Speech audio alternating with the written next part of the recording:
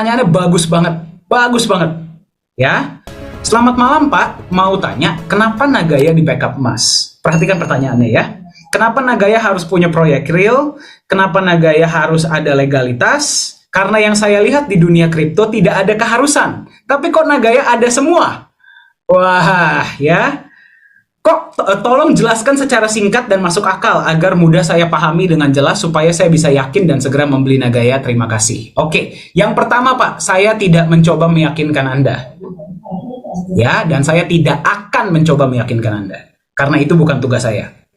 Tugas saya hanya apa? Saya akan menjawab pertanyaan Anda dan saya akan membahas secara detail. Anda mau yakin atau nggak yakin itu urusan Anda. Oke? Ya. Baik. Pertanyaan yang sangat bagus. Jadi pertanyaannya, mayoritas kripto lain tidak ada. Kenapa Nagaya harus ada? Nah, saya jawab secara singkat ya. Saya jawab secara singkat. Baru setelah ini saya akan kasih jawaban yang padat dan jelas. Jawaban secara singkat adalah quote dari Albert Einstein. Anda boleh googling. Ya, quote dari Albert Einstein seperti ini. Kegilaan adalah kalau seseorang melakukan sesuatu yang sama secara terus-menerus, tapi dia mengharapkan hasil yang berbeda. Sekali lagi saya ulang, kalau seseorang melakukan sesuatu yang sama terus-menerus, tapi mengharapkan hasil yang berbeda setiap kali, itu namanya apa? Kegilaan. Yang ngomong bukan saya, tapi orang paling pintar di dunia sepanjang masa, Albert Einstein. Nah, jadi seperti ini. Kenapa Nagaya melakukan sesuatu yang bahkan tidak diperlukan dan tidak dilakukan oleh mayoritas kripto lain? Apakah berarti kripto lain itu tidak baik? Bukan. Bukan itu yang saya mau sampaikan. Ya. Kenapa? Karena kalau kita mau mencapai yang tidak pernah bisa dicapai oleh kripto lain, kita harus melakukan yang tidak pernah dilakukan oleh kripto lain. Apa yang ingin kita capai?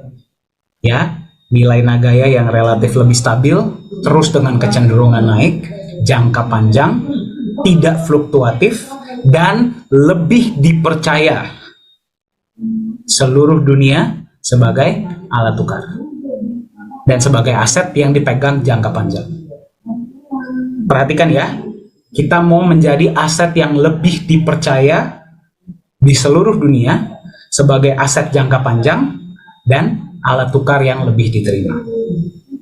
Tentu kita mengikuti peraturan yang ada ya. Nah, sekarang kalau misalkan kita perhatikan kripto di luar sana, kripto mana yang sudah secara nyaman diterima sebagai alat tukar ya, dan secara nyaman dipegang secara jangka panjang? Masih belum banyak. Anda perhatikan ya, kita ngomong tentang aset kripto ya. Nah, sekarang saya kasih penjelasan yang agak lebih panjang. Oke, kita lihat aset kripto di luar sana. Kita bahkan berbicara tentang Bitcoin. Tadi saya sudah sampaikan, kenapa Bitcoin memang dia kalau naiknya bisa sangat tinggi. Oke, betul? Ya, sekarang seperti ini. Kenapa kita ngomong bagus-bagusnya kripto dulu ya? Kenapa kripto itu harganya bisa sangat tinggi? Dia mencapai kenaikan yang sangat luar biasa, yang bahkan tidak bisa dicapai oleh saham-saham perusahaan terbesar dunia sekalipun. Kita ngomong tentang persentase ya. Persentase Bitcoin dari 0 menjadi hari ini $20.000, bahkan pernah $61.000. Itu berapa persen tidak akan pernah bisa dicapai oleh perusahaan tingkat dunia sekalipun. Betul? Betul tidak?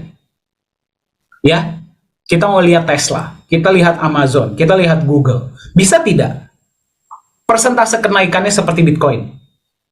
Sampai saat ini saya tidak pernah lihat. Mungkin di masa depan ada, ya, tapi saya masih belum pernah lihat. Kenaikan persentase yang sangat luar biasa ini dikarenakan apa? Yang pertama, supply terbatas. Betul? Betul tidak? Supply Bitcoin hanya berapa? 21 juta. Yang bisa beli berapa banyak orang? 8 miliar orang di seluruh dunia. Bayangkan, kalau ada produk limited edition, orang akan beli tidak? Beli ya, pasti ya. Itu yang pertama.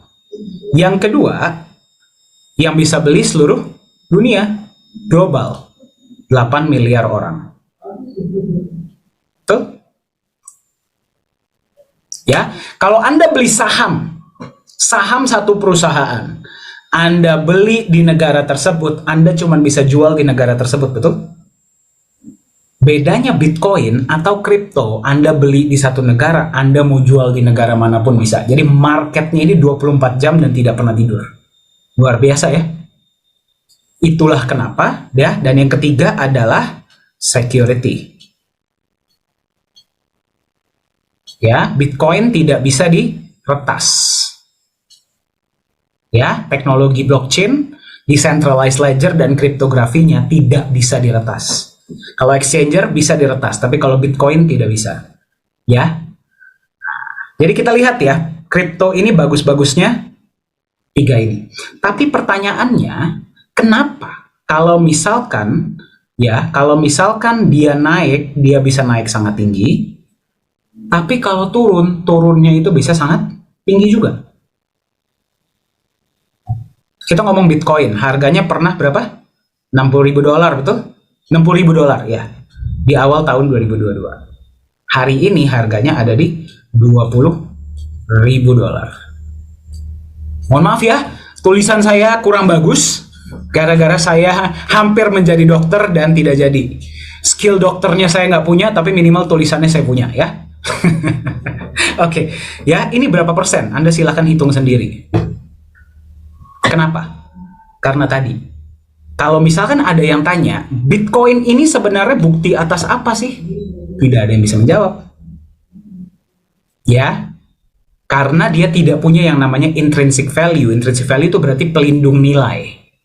Itulah kenapa market itu kan semuanya psikologi, betul? Ya, semua yang terjadi di market, semua yang Anda lihat di pasar itu semuanya adalah efek dampak psikologis. Ya, kalau dia orang-orang yang pegang Bitcoin atau kripto lain, mereka panik, mereka jual semua. Berbeda dengan kalau misalkan kita berbicara tentang stocks ya. Perusahaan yang misalkan ya, kita ngomong tentang perusahaan misalkan Amazon.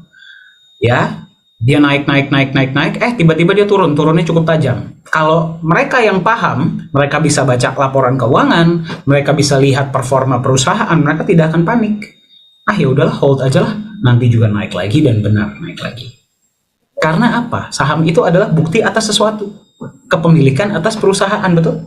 Kalau Anda lihat market properti, memang mungkin bisa turun tajam, tapi tidak akan turun sampai separah Bitcoin. Kenapa? Karena mereka tahu, ini mah musiman, nanti juga naik lagi.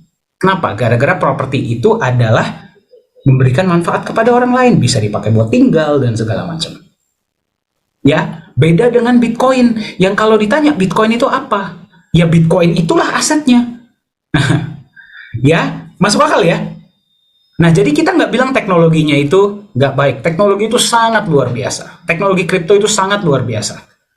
Ya, tapi kalau kita berbicara secara ekonomi, kita berbicara tentang market, ya, mayoritas kripto-kripto ini masih belum bisa menjaga nilainya. Itulah kenapa bahkan kita nggak usah berbicara Bitcoin ini 20.000 ini, saya bingung ya, bisa ada yang bilang ini mah biasa. Waduh. Ya, yang sampai 0 pun ada nggak? Ada, yaitu Terra Luna, harganya dari $100. Hari ini ada di mana? 0,00000 berapa gitu. Apa ini? Aset macam apa ini? Betul tidak? Itu kembali ke psikologi market. Nah,